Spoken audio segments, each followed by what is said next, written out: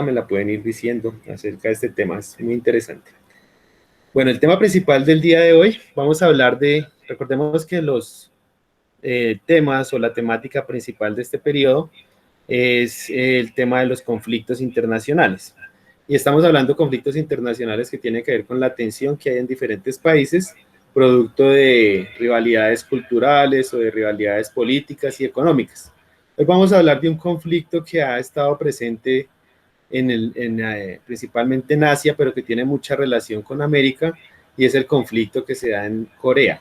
Les mostraba comenzando el video, digamos comenzando la clase, un video de un episodio que evidenciaba digamos como un soldado del norte de Corea del Norte, perdón, intentaba huir hacia Corea del Sur. Ustedes dirán, pero bueno, ¿por qué va a huir? Yo creo que muchos de ustedes ya han escuchado pues un poco de la tensión de esos dos países, que en realidad anteriormente eran un solo país, y las dificultades que tienen los ciudadanos de Corea del Norte para poder salir, para poder informarse y demás. Entonces vamos a hablar hoy específicamente de ese conflicto entre las dos Coreas. Pero antes de eso les voy a mostrar algunos datos curiosos de Corea del Norte. Corea del Norte es uno de los países más herméticos o más cerrados que hay en el mundo entero. Cuando hablamos de hermético cerrado es muy difícil para los que no estamos, digamos, estamos fuera de Corea del Norte, saber qué pasa en Corea del Norte. Se especula muchísimo de ese país, se especula que es uno de los países más pobres, que hay, digamos, autoritarismo, y puede que sí, porque no lo conocemos. Y lo que escasamente vemos es lo que algunos periodistas que han intentado entrar y que se les ha dado el permiso de hacer esos recorridos al interior de Corea del Norte, han podido evidenciar y dan cuenta pues sí de una ciudadanía, de una población muy diezmada frente a un gobierno, muy obediente frente a ese gobierno y sobre todo muy desconectada del mundo entero. Pero a pesar de ello, Corea del Norte se caracteriza en este primer aspecto, por ser uno de los países con mayor alfabetización del mundo. Si hay algo que, digamos, que prioricen lo que son los países comunistas o socialistas, es el tema de la educación. Para ellos, digamos, lo que es Cuba, lo que es esta misma Corea del Norte, es algo prioritario, sobre todo el tema de la salud y la educación, y en especial la educación. Entonces ellos buscan que todos sus niños, todos sus jóvenes, pues vayan a la escuela y tengan cierto grado de alfabetización. Al comparar las cifras de alfabetización de un país como Corea del Norte con un país como Colombia, pues la diferencia es bastante, pues no tan grande, pero sí digamos, es significativa, porque mientras en Corea del Norte el 99% de su población es alfabetizada, o sea, sabe leer y escribir, y van a la escuela, en Colombia hay un porcentaje mucho más alto de analfabetismo. Hay muchos niños y jóvenes que nunca pueden ir a la escuela, sobre todo en territorios aislados, en regiones apartadas del centro del país, o en territorios donde por causas del conflicto pues no pueden ir a las escuelas. Entonces, digamos, este es como un punto a favor que tiene Corea frente a su ciudadanía. Otro elemento importante de esa Corea del Norte tan hermética o tan cerrada: no hay internet en Corea del Norte, solo intranet. Cuando hablamos de intranet es como una red muy propia de ellos, una red interna que les permite conocer, digamos, estar comunicados entre ellos, pero no les permite saber qué pasa en el mundo entero. No es posible saber qué pasa, digamos, en el tema de Europa o de América, porque la información es muy cerrada y digamos el jefe de gobierno de Corea del Norte no permite que, digamos, la información circule por la ciudadanía. Esto de cierta manera pues los ayuda como a vivir en su mundo encerrado, pero digamos en un tema como el de la pandemia que se vive ahora, el mundo entero no tiene conocimiento de si el virus está allí, si el virus está circulando, cómo están ellos manejando el tema de la pandemia, o si en algún momento llegó, no, digamos, acá hablo desde mi ignorancia porque no he escuchado noticias de, digamos, si llegó el virus allá o no. Pero más allá de eso es como la limitante o la pérdida de libertad de la ciudadanía de Corea del Norte para que no les sea posible informarse. Digamos, el Internet ahorita es una herramienta muy importante, de hecho, pues estamos haciendo la clase mediante Internet, pero para los coreanos pues simplemente manejan su red interna. Ese como un dato curioso. Acá hay algo muy importante, si ustedes se dan cuenta, eh, en la imagen vemos pues no sé qué tan reciente sea la imagen, pero un joven con uniforme. Corea del Norte es uno de los países que que más tiene militares digamos, en su territorio. Se cree que el 20% de los hombres que hay en el país son militares, entonces es un ejército bastante fuerte y digamos, esta capacidad militar ha estado, digamos, radica en ese conflicto que tuvo a mediados del siglo XX con Corea del Sur y que, digamos, ha tenido muy presente esa tensión entre esos dos países y que a sus gobernantes pues les ha dado, digamos, les ha dado la posibilidad de que se armen bastante y que pues su población, casi una gran mayoría, pertenezca pues al ejército. Siguiente tema, otro aspecto muy importante o otro dato curioso de esa Corea del Norte, tienen el estadio más grande del mundo. Una vez piensa que el estadio más grande del mundo está en un país europeo o incluso en su momento se habló que el Maracaná de Brasil era el estadio más grande del mundo, pero el estadio más grande del mundo se encuentra en Corea del Norte y es un estadio que tiene una capacidad de 150.000 espectadores, que eso es muchísima gente. Y es uno de los, digamos, por su aspecto, que se ve que es un estadio pues muy moderno y pues no sé hasta qué punto qué tan moderno, pero es bastante amplio. Sí, el estadio se encuentra en la capital del país, en Pyongyang, que es digamos, es el centro económico y el centro político del país. Digamos, algo que es importante mencionar de Corea del Norte es, Corea del Norte es un país muy rural y son muy poquitos esos centros urbanos que hay y Pyongyang, que es la capital, es como el centro de todo allí en Corea del Norte, pero el estadio se encuentra allí. Otro elemento importante, otro dato curioso de esta Corea del Norte es las armas nucleares que tiene. Nosotros pensamos que después de la Segunda Guerra Mundial y el lanzamiento de la bomba atómica, pues ya las armas nucleares desaparecieron y no es así. En la actualidad hay varios países que tienen armas nucleares, Estados Unidos, Rusia y otros países. Sin embargo, después de esa Segunda Guerra Mundial se han firmado diferentes acuerdos, diferentes pactos, tratados para que estas armas nucleares pues nunca sean utilizadas.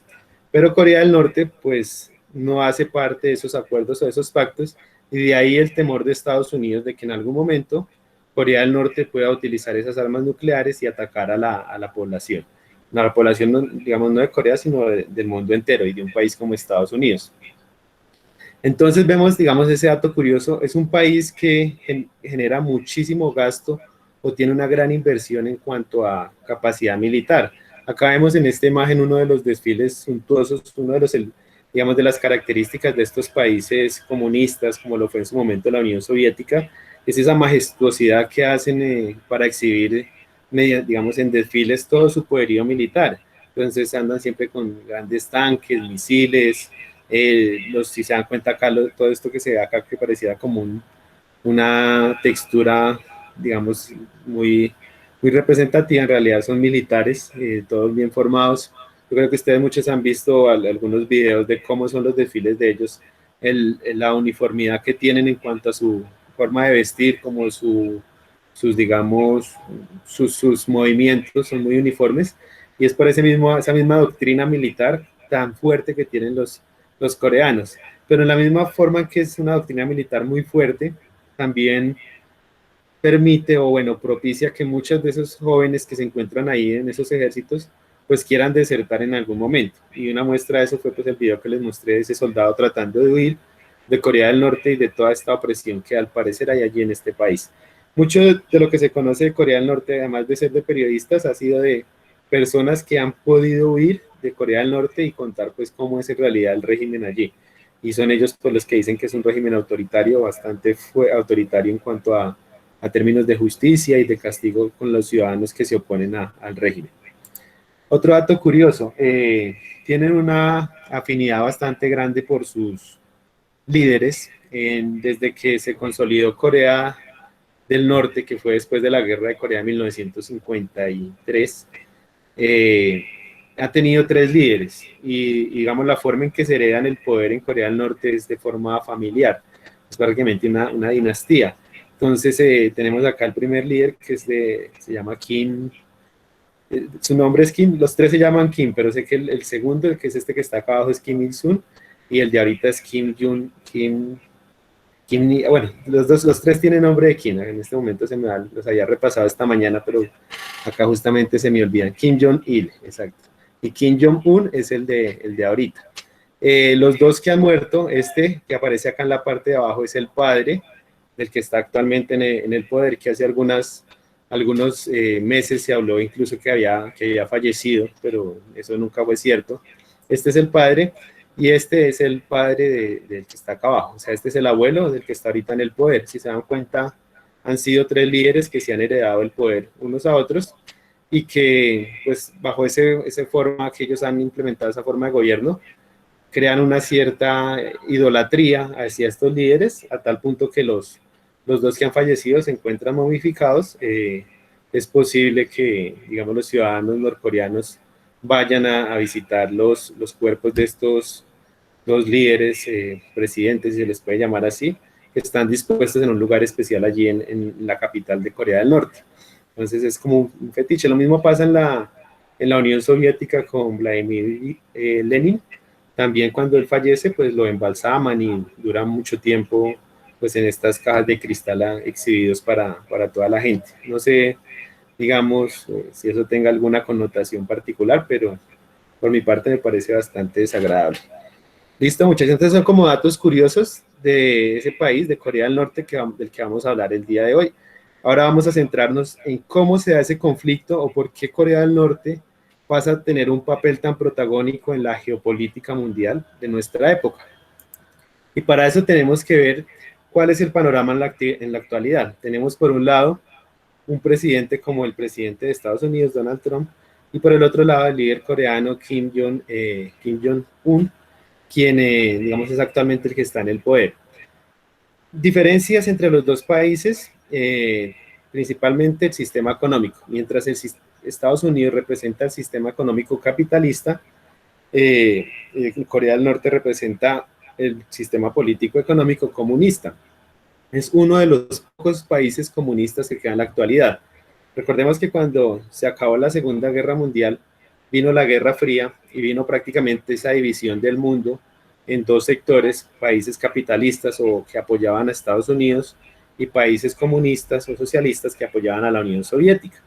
Entre esos, digamos, Corea del Norte siempre tuvo el apoyo tanto de la Unión Soviética como de China, que fueron digamos, los que estuvieron sobre todo apoyándolos en la guerra de Corea. Pero cuando se acaba la Unión Soviética, pues quedan prácticamente desprotegidos Corea del Norte, y lo que hace Corea del Norte es encerrarse, manejar su propio sistema económico hasta nuestra época. ¿Por qué Estados Unidos le teme tanto a Corea del Norte? Porque Corea del Norte, lo que les decía, actualmente ha desarrollado digamos, un poderío militar bastante fuerte, y ahorita, como vamos a ver en una gráfica, la capacidad de los misiles que tiene Corea del Norte en algún momento pueden incluso llegar hasta Estados Unidos. Y esas diferencias, esa rivalidad entre los dos países, entre los sistemas económicos, entre los dos sistemas económicos, ha pues generado esta tensión.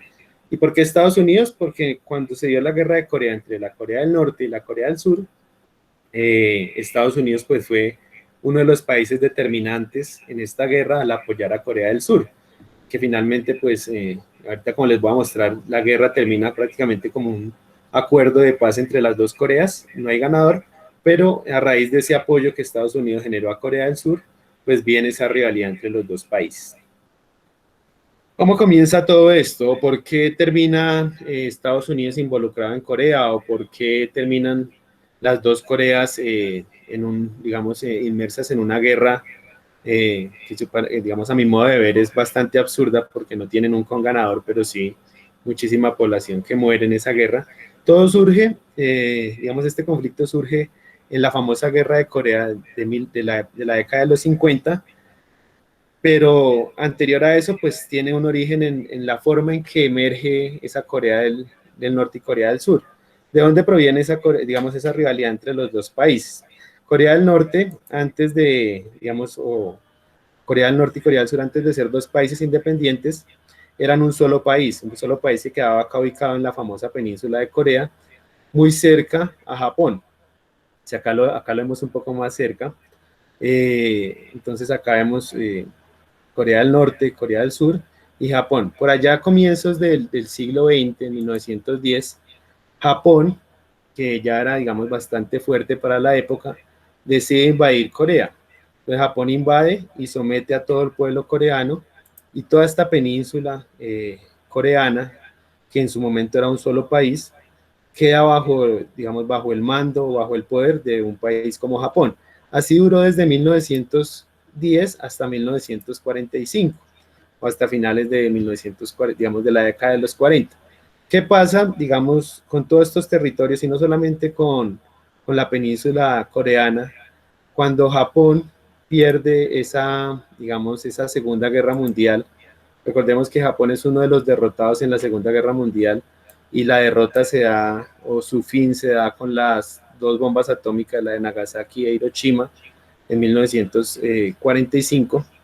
Pues todos esos territorios que eran de Japón pasan a estar en disputa entre los dos grandes victoriosos de esa Segunda Guerra Mundial.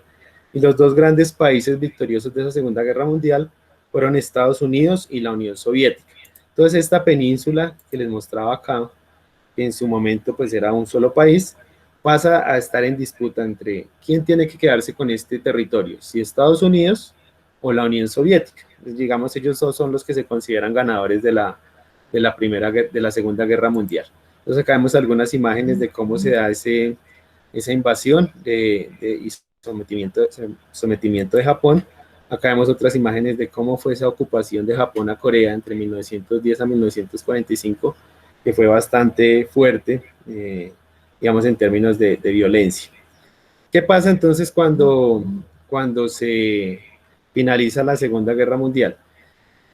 Hay digamos, estos dos países creen que lo más fácil es pues dividir este territorio coreano en dos y trazan el famoso paralelo 38. O bueno, el paralelo 38 ya existe, pero pues para dividir el país les parece muy fácil partirlo en dos y quedarse en la parte norte con la Unión Soviética y la parte sur bajo el poder de Estados Unidos. Obviamente esto de una forma arbitraria, en contra de la voluntad del pueblo coreano, que era un solo país, incluso muchísimas personas que tienen familiares, digamos, que habitan Corea del Sur y tenían familiares en Corea del Norte, quedan aisladas desde esa época. A veces uno piensa que han pasado como 5 meses de la pandemia y uno no ha podido ir a visitar a un familiar. Y uno dice, en Corea han pasado más de casi de 70 años en que digamos, no ha, digamos, familias que quedaron partidas acá entre esta división arbitraria, pues nunca más pudieron reconciliarse, nunca más pudieron encontrarse. Y ya muchas de ellas ya no existen, ya ha pasado muchísimo tiempo y muchos familiares fallecieron pues esperando poder reencontrarse en algún momento con sus familiares que habitaban en Corea del Sur o que estaban en Corea del Norte y quedaron separados. Cuando se da esta división entre el paralelo, digamos, mediante el paralelo 38, pues eso empieza a crear una tensión entre estas dos poblaciones y principalmente entre estos dos poderes que hay detrás de cada uno de estos territorios divididos. ¿Quién toma la iniciativa para armar esa guerra mundial, esa guerra coreana en 1950? Los que toman la iniciativa con el apoyo de China y de la Unión Soviética, inicialmente digamos, es el gobierno que queda en Corea del Norte. La invasión que ellos tienen casi ocupa por completo. Obviamente acá esta tensión, pues, ¿cuál es la finalidad digamos, de estos dos países? Pues siempre han querido que se unifiquen o sea, que vuelva a ser una sola Corea, pero la dificultad es bajo qué modelo económico político va a quedar unificada Corea. Obviamente Corea del Norte pues querrá que sea bajo el modelo comunista socialista y Corea del Sur querrá que sea bajo el modelo capitalista. Y si lo vemos en términos, digamos, de la actualidad, Corea del Sur nunca iría a aceptar un modelo comunista. Corea del Sur es uno de los países más desarrollados en la actualidad a nivel tecnológico, digamos, muchas marcas de celulares vienen de Corea del Sur, muchos vehículos, entonces es muy difícil que en algún momento Corea del Sur pues vaya a aceptar volverse comunista, además que el comunismo ya es algo que quedó superado hace bastante tiempo. Y pues Corea del Norte, con esa forma de gobierno que tiene, difícilmente va a querer unificarse. Entonces prácticamente estos dos países ya quedan separados, como dos países diferentes. Sin embargo, en 1950, el gobierno de Corea del Norte decide invadir Corea del Sur, casi la ocupa en su totalidad, atraviesa su capital, Seúl, y solamente deja acá una pequeña porción de territorio de lo que era, digamos, bajo el poder de los que estaban en su momento en el mando en Corea del Sur. ¿Qué pasa cuando se da esta invasión de tropas de Corea del Norte apoyadas por la Unión Soviética y por China? Pues viene de una vez el apoyo de Estados Unidos. Entonces acá entra el apoyo de Estados Unidos, el apoyo de todo lo que es la OTAN y pues empiezan a diezmarse, ¿no? O ese avance. Ahora en efecto contrario, acá vemos muy bien la gráfica, todo lo que es rojo, 1950, pero ya para apenas 2 meses después, con el apoyo de Estados Unidos, el ejército o las tropas de Corea del Sur logran avanzar hacia el norte y al contrario de lo que ha pasado 2 meses atrás, arrinconan a las tropas norcoreanas a tal punto que casi llegan a ocupar todo el territorio de Corea del Norte. Es acá ya en 1953, después de un largo conflicto de 3 años, cuando ya se sientan digamos, a negociar los dos países, y pues terminan haciendo ese famoso armisticio, ese tratado de paz. Pero, ¿cuál es el saldo de esa guerra de Corea del Norte, esos 3 años de la guerra entre las dos Coreas? Primero, pues una cantidad de muertos impresionantes. Ya, pues una guerra posterior a la Segunda Guerra Mundial, pero donde ya están muy fuertes esas dos potencias, la Unión Soviética y Estados Unidos, sobre todo China, que acaba de tener una revolución popular en su territorio y entra también a tomar partido ahí. Entonces la cantidad de muertos, sacamos una imagen bastante fuerte, digamos, de la época, una especie de fosas comunes de personas, y si se dan cuenta casi todos son civiles que mueren en esta guerra de Corea. Un dato muy importante, Colombia es el único país de América Latina que interviene en esta guerra de Corea. ¿Y a favor de quién interviene Colombia? Interviene a favor de Corea del Sur o en apoyo digamos, a los aliados o al bando de Estados Unidos. Eh, Fue muy criticado y ha sido muy criticado históricamente este apoyo que Colombia dio en su momento a Corea del Sur.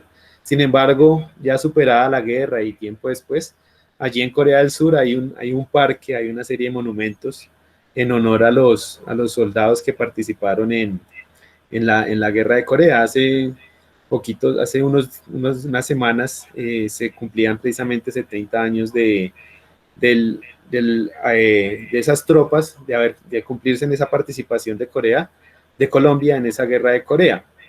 Y fueron muchísimos los soldados que murieron allí. En los relatos que se cuentan hace unos días que entrevistaban a algunos veteranos de esa guerra que pues, en su momento eran jóvenes, y cuentan que muchísimos de ellos fueron obligados a ir a esa guerra de Corea. Y fueron obligados, y sobre todo eran muchachos de 18, 19, 20 años que estaban prestando su servicio militar y que tuvieron que vivir una guerra primero, pues que no les correspondía. Colombia pues no tenía nada que ver en esa guerra, simplemente lo hace como en apoyo a Estados Unidos, y muchos de ellos no regresaron. Muchas familias nunca pudieron ver los cuerpos de los militares colombianos que murieron allí en esta guerra de Corea. Se cree que todavía hay más de 500 cuerpos digamos, de soldados que se encuentran allí en el territorio de Corea y que nunca fueron, digamos, que están allá y no ha sido posible para sus familiares acá recuperar esos cuerpos. Incluso en los últimos avances que hubo entre Corea del Norte y Estados Unidos se hablaba de esa posibilidad de que Corea del Norte permitiera pues repatriar esos cuerpos, sí, obviamente si se sabe dónde están, repatriarlos a Colombia. Entonces, espérenme un segundito, ya continuamos.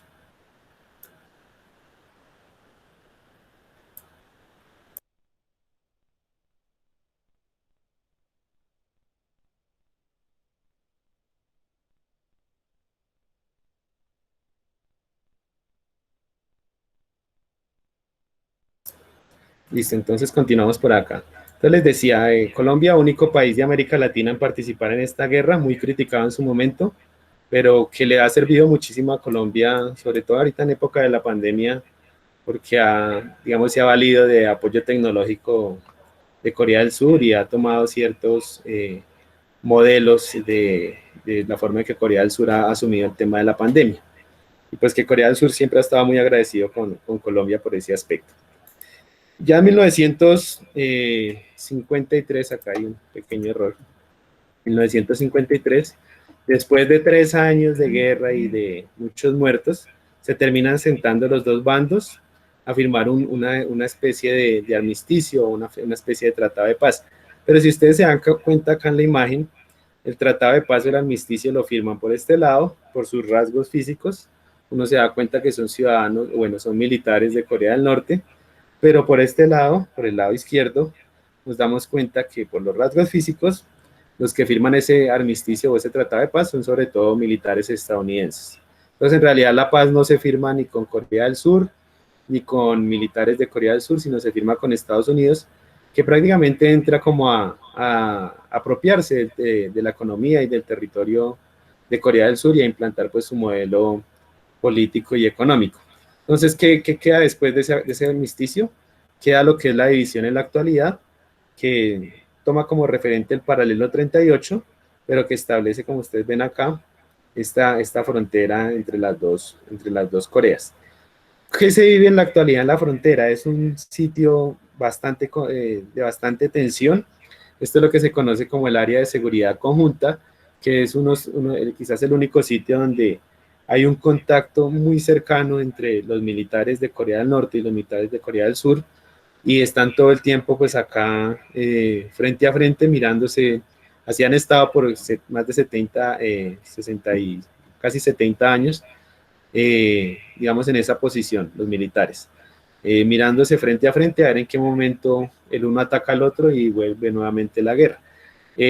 No se firmó como tal, muchos dicen que lo que se firmó en 1953 no fue un acuerdo de paz, sino simplemente fue un armisticio, que es como una pausa que le dan a esa guerra, pero para muchos ellos siguen en guerra, y eso es lo que le venden desde el gobierno norcoreano a sus ciudadanos, que ellos todavía están en guerra con Estados Unidos, que simplemente hicieron una pausa en 1953. Entonces acá vemos de este lado, de acá de la parte más cercana que ustedes ven en pantalla, pues a los ciudadanos o a los militares surcoreanos, y de la parte de acá atrás, todo lo que tiene que ver con Corea del Norte. Esta liniecita o esta pequeña línea, si se ve acá, es la frontera como tal entre los dos países.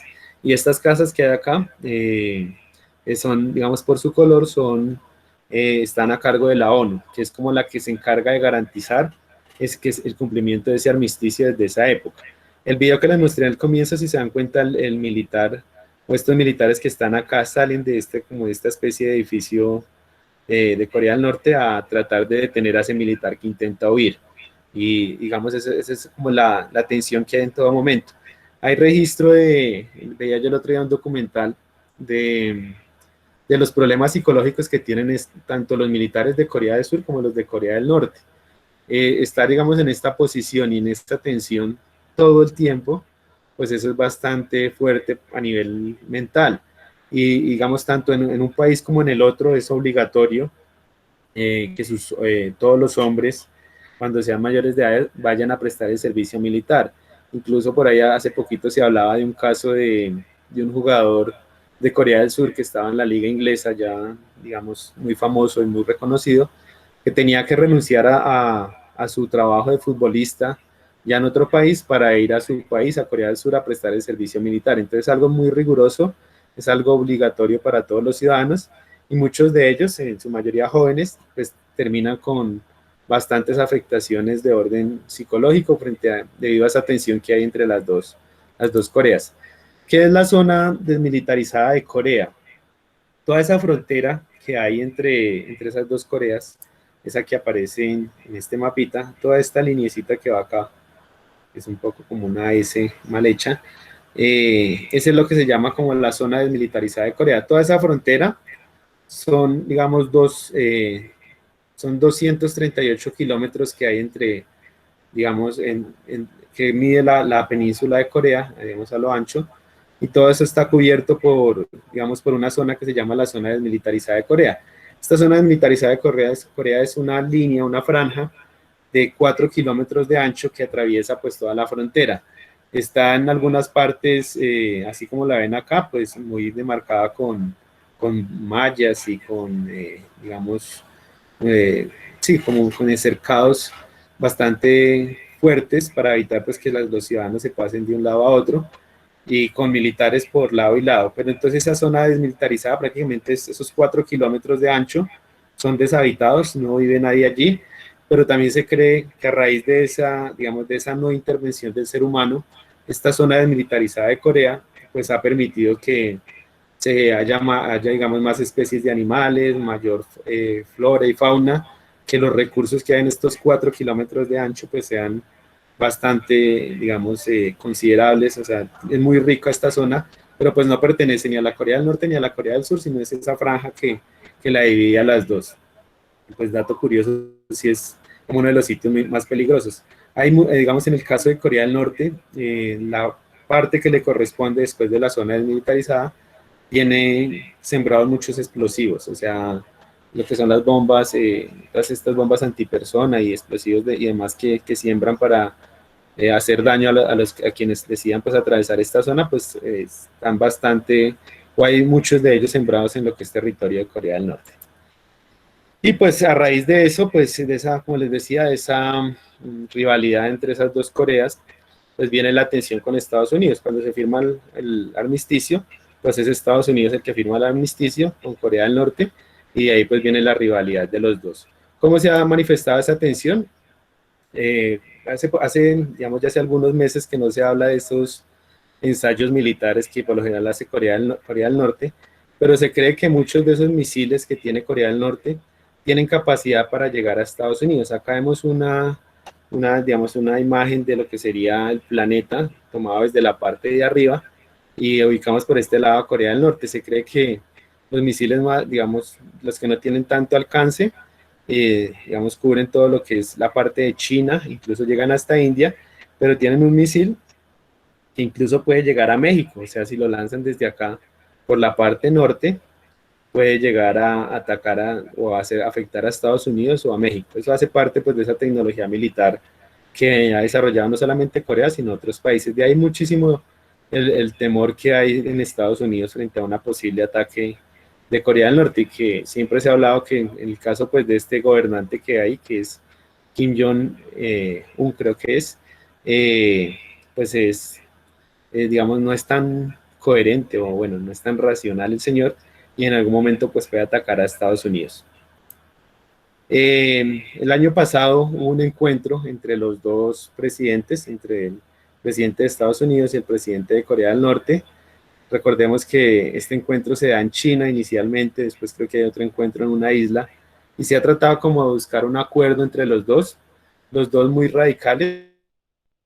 Quizás uno de los presidentes más radicales que ha tenido Estados Unidos en los últimos años ha sido el presidente Donald Trump, radicalizado, digamos, en cuanto a su sistema económico capitalista, y otro muy radical hacia el sistema comunista, como lo es el presidente norcoreano. Ahí han estado, pues, en algunos diálogos, pues, con este tema de la pandemia no se ha vuelto a hablar de esas conversaciones, pero todo esto, pues, para lograr un acuerdo, no para, digamos, que uno desista del modelo económico, sino más bien para evitar que no hayan esos ataques entre un país y el otro.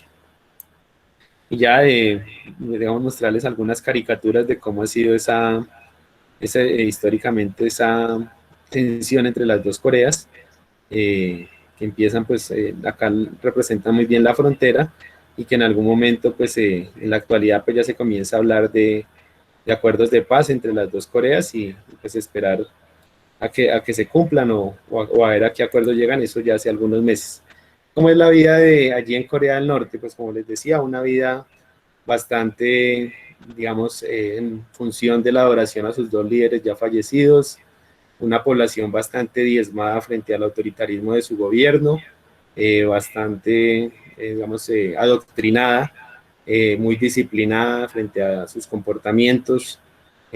Sus ciudadanos, pues al no conocer otra forma de vida distinta a la que hay en Corea, pues terminan adaptándose y apropiándose de esta, digamos, de esa forma de vida, digamos, la imposibilidad de que ellos a través de medios de comunicación conozcan qué pasa en el mundo entero, pues permite que haya un adoctrinamiento. ¿Cómo ha sido, digamos, la forma de gobierno desde 1948? Después de la Segunda Guerra Mundial. Entonces acá Corea del Norte ha tenido 3 presidentes, ahora sí, como les decía, Kim Il-sung, Kim Jong-il y Kim Jong-un, que están en la actualidad. Mientras que Corea del Sur, que maneja un sistema democrático, donde hay elecciones para elegir al presidente y demás, pues ha tenido en toda la historia desde 1948 12 presidentes hasta la época. En términos, digamos, en términos económicos o tecnológicos, solamente en Corea del Norte se cree que solamente 3 millones de personas tienen acceso a un teléfono móvil o a un dispositivo celular, mientras que en Corea del Sur, que es un país avanzado tecnológicamente, de las potencias más importantes del mundo en cuanto a su tecnología, pues cerca de 60 millones de personas, 58,9, pues tienen acceso a un celular.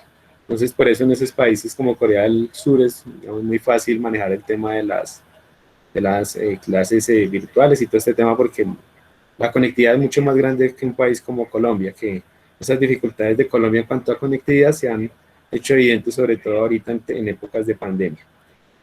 A nivel fisiológico es algo muy curioso. Desde que se creó la Corea del Norte y Corea del Sur, los ciudadanos que habitan Corea del Norte en promedio han crecido menos, o bueno, tienen una estatura mucho más baja, bueno, no tan alta, pero sí tienen una estatura en promedio más baja que los ciudadanos de Corea del Sur. Y eso, digamos, tiene que ver muchísimo con la alimentación, con, digamos, el sistema de salud, que, digamos, Corea del Sur pues tiene uno de los países más ricos, bueno, con mayor estabilidad o países más desarrollados, pues tiene la posibilidad de brindarle un bienestar mucho mejor a sus ciudadanos, y esto pues redunda en mejor calidad de vida. Esa calidad de vida pues también se ve representada en elementos tan curiosos como la estatura de las personas. Entonces, mientras en Corea del Sur la estatura promedio de los ciudadanos es de 1,73 metros, en, en Corea del Norte pues es de entre 3 y 8 centímetros más baja esa estatura. Y a nivel militar, eso sí, Corea del Norte es muchísimo más fuerte militarmente que Corea del Sur. Tiene más de 1 millón de soldados. Acá pues vemos en cifras que estamos hablando de militares, de barcos, que digamos en barcos, Corea del Sur pues tiene muchos más, tiene 10.000 barcos más. En Fuerza Aérea, Corea del Norte es mucho más fuerte. En, digamos, grupos aliados al Estado, paramilitares, que como se le llaman, pues Corea del Norte también tiene bastante fuerza en ese tema. Las reservas militares de Corea del Norte son mayores que las de Corea del Sur. En términos de tanques, Corea del Norte también tiene 3.500, mientras Corea del Sur 2.434. Aviones, sí, Corea del Sur tiene unos aviones más. Submarinos, Corea del Norte tiene 73, mientras Corea del Sur 23. En tema de artillería, pues siempre es casi el doble Corea del Norte que Corea del Sur.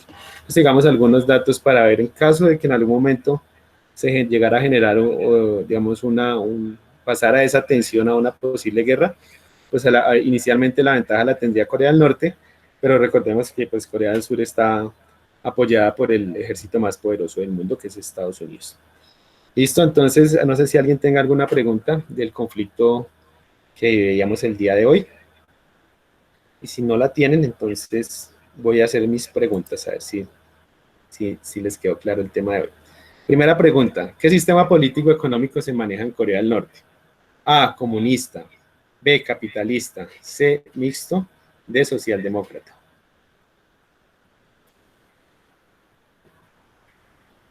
Muy bien, efectivamente, el sistema económico y político que maneja Corea del Norte es el sistema comunista, perdón. La A, muy bien. ¿Qué países apoyaban a Corea del Sur? Ya estamos hablando de la guerra de Corea. Estados Unidos, China y Rusia, China y la Unión Soviética, perdón, China y Francia, o nunca tuvo apoyo. Muy bien, acá también efectivamente es la A, Estados Unidos. Estados Unidos es el principal aliado siempre de Corea del Sur. Al revés, ahora, ¿qué países apoyaban a Corea del Norte? Estados Unidos, China y la Unión Soviética, China y Francia, nunca tuvo apoyo.